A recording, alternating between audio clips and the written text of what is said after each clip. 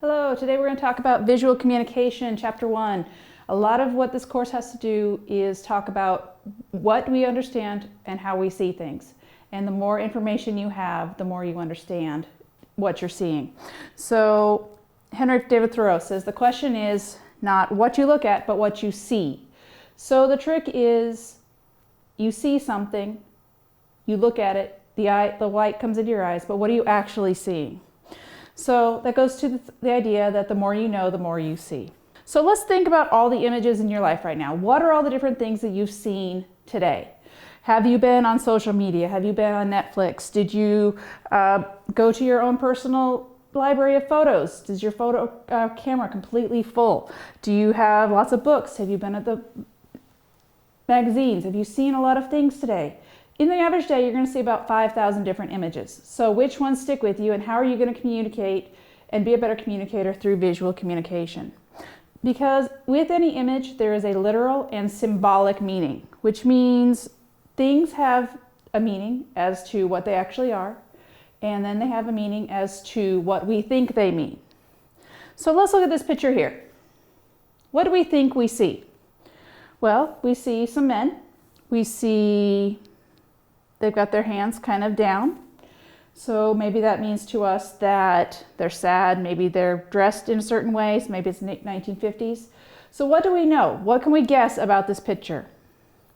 How about here? We've all seen these. We created these. It means something to us because we created it. But what does it mean to the person who's looking at it? Because the more we know, the more we see. How about here, the bar at the Folie Bergère, where we've got Manet's impressionist vision of something. There's a lot of hidden messages in here, and we're going to take a peek at those later. So today, stories are told with powerful, powerful images. They become part of our collective memory, part of our collective history. We remember them because of our emotional attachment and the frequency with which we see them in the media. So how do images become part of that history? What are we really saying? So we've been talking about the more you know, the more you see, and can you read between the lines? How have these images become part of our collective history? I want you to know some images might be disturbing to some people, but we do need to see them. They are part of the public record, and they are part of who we are as a people. So we look at this image here.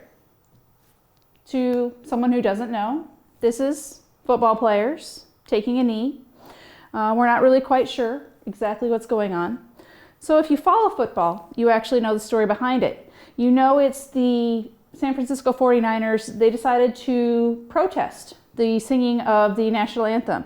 And what does that mean as that part of our collective history? It's one of those images we see all the time. How about here? We see an image of a woman.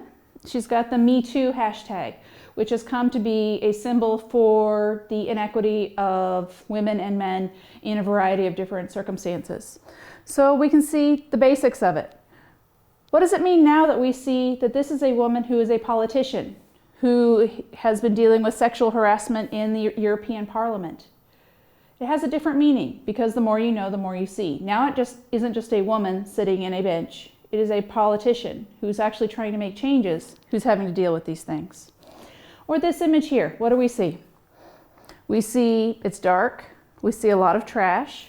We see people running. We look at the images on their face. We can see that there's panic, that there's something not right. This has become part of our history because this is when a gunman opened fire at a music festival, leaving 59 dead and injuring 546 people. Because we have an emotional attachment, we understand this image differently. We have different types of empathy. We get to understand, we've seen this over and over again in our history. 50 years from now, this will be one of those images that sticks with us when we talk about these mass terror attacks.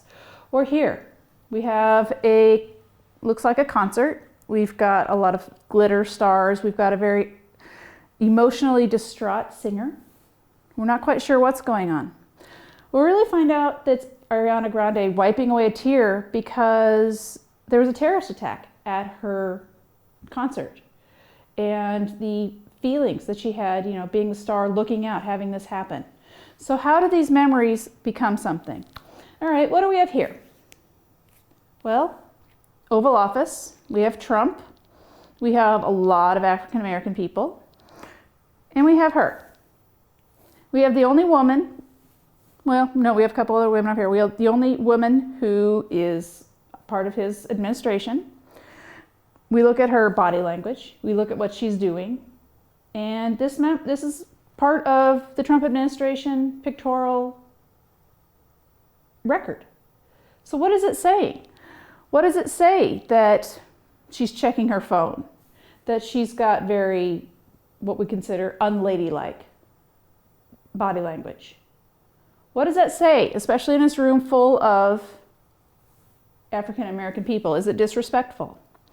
All right, we look at this one, which is a shot of a lot of stars at the Grammys. A lot of people have seen this, probably because it is the most tweeted photo in history. It's how we have become part of social media, how all of that has become part of our visual communication. Or we look back at images of the Olympics. We know we've got people on a podium. We've got someone with shoes here, they have black gloves on. But what does it really mean? It really means it's a protest in order to represent the way that blacks have been treated. The shoes represent how many people, if you see, how many people go barefoot. You know, they are trying to use this as a way of bringing more attention to what is happening. So the more we know, the more we see. Or we have this image here. We can see it's got a lot of stripes. We can see someone is falling. So what happens when we say this is an image from 9/11 of someone who chose to dive out of the tower instead of face whatever else would have happened to them? The more you know, the more you see. You have that emotional attachment. You see these images. You know where you were that day. You know what stories you've heard. You know how many people were impacted and how that has changed the world as we see it today. Or this one.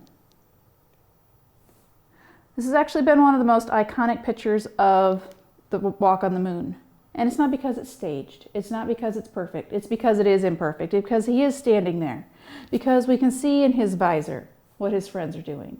It's not your typical grip and grin where he's got his hand on the flag and is really excited. But it's because, look, we can see footprints. This is real. This is what's really going on. So, visual communication has to produce powerful images because we want our viewers to remember the content. If they don't remember it, they can't do anything about it. We can't get them to act, which means we haven't communicated. So how does it all fit together? Well, if we look at Aldous Huxley, he wrote 1984. He also did quite a bit with visual communication and the art of seeing. He was actually going blind. He was losing his eyesight. He had a disease that basically was inflaming his cornea and making it very, very hard to see. So he started to figure out, okay, what is it we do? How is it we see things? Now that he's losing his sight, what was he losing? So the first thing was sensing. It was actually letting the light into your eyes. And it's not really a mental process, it's something that just physically happens. Think of it as a camera without a memory card. You could take the pictures all day long, but nothing's going to stick. Then we have selecting. We have to figure out what are we going to include in that picture. As soon as we hold that camera up, we are selecting. We are choosing what we are and aren't going to include by zooming in, by cropping out, by our angle, by the way we select what we are going to include. We also are able to select things. It's how we pick people out of a crowd. We know what we are looking for certain things. We're looking for certain elements.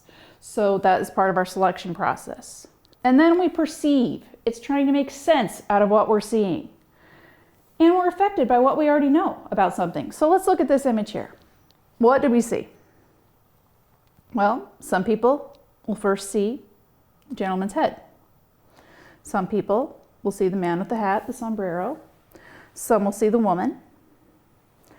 It all depends on how you perceive things, how you select, how you decide to make sense of what you're seeing. Because the more you know, the more you see. So what about emotional manipulation? Images like this that become part of our history. Time magazine. They were accused of manipulation because of the way they juxtaposed their letters against this image. So is that a okay thing to do? Is it a commercial use? When do we decide to draw that line as visual communicators? So let's go back to this picture here. We talked about it earlier. So we talked about maybe these guys are sad. What if I tell you the caption is, "This job is really a pain"? This is actually a bunch of people who are putting together a window. You can actually see right here where the panes of glass go together. You can see here the strain on his neck.